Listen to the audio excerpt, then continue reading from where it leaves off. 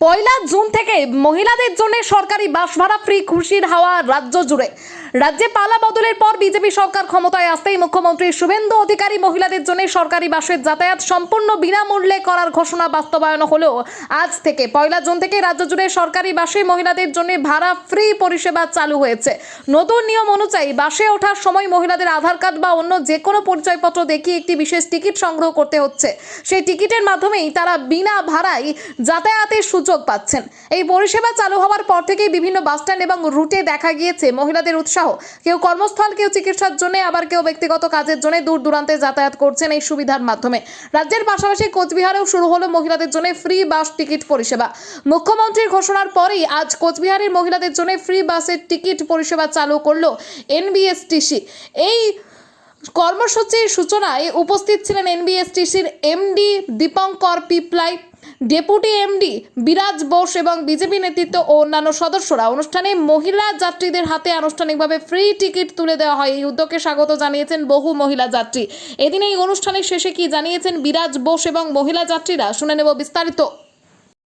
খুব আনন্দিত লাগছে, যেমন তারা প্রতিশ্রুতি দিয়েছিলেন সেটা রেখেছেন, এটার জন্য অসংখ্য ধন্যবাদ।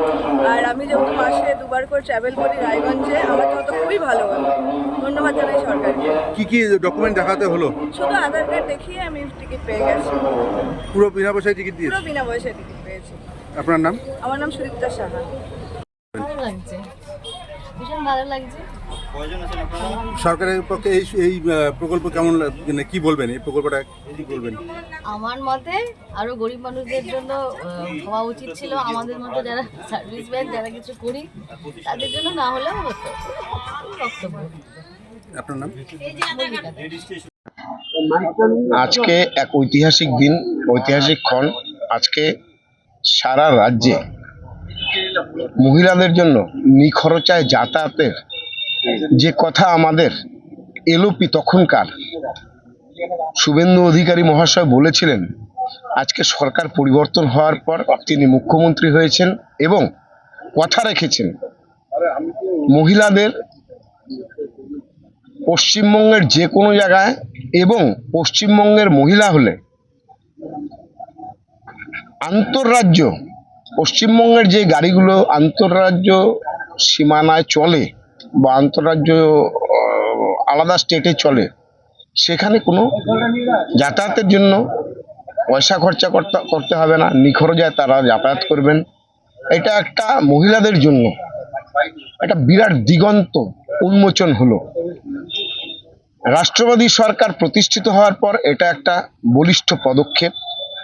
আমরা আশাবাদী, যেগুলো বলেছিলেন এবং আমাদের ভারতীয় জনতা পার্টির ইস্তেহারে যেগুলো ছিল, আমাদের সংকল্প পত্রে যেগুলো ছিল, সব আস্তে আস্তে সেগুলো রূপায়িত হবে এবং মানুষের যে আশা আকাঙ্ক্ষা ছিল, এই দুর্নীতি মুক্ত সরকার চায় মানুষ এবং দুর্নীতিগ্রস্ত তৃণমূল কংগ্রেসকে হাঁটাবে, সেটা মানুষ তাদের কাজ করেছে। এবার আমরা ভারতীয় জনতা পার্টির কার্যকর্তারা এবং সরকার এই দিকগুলো দেখে মানুষের আশা আকাঙ্ক্ষা আমরা পূরণ করব। এটা একটা দিক কেবল উন্মোচন হলো। আজকে থেকে কি বাসের আজকের থেকেই যে 11টা ডকুমেন্টসের কথা বলা হয়েছে, তার যে কোনো একটা থাকলেই, এবং সেটা মোবাইলেও যদি থাকে, হার্ড কপি যদি না থাকে, তাহলেও সেটা পরিগণিত হবে গণ্য বলে।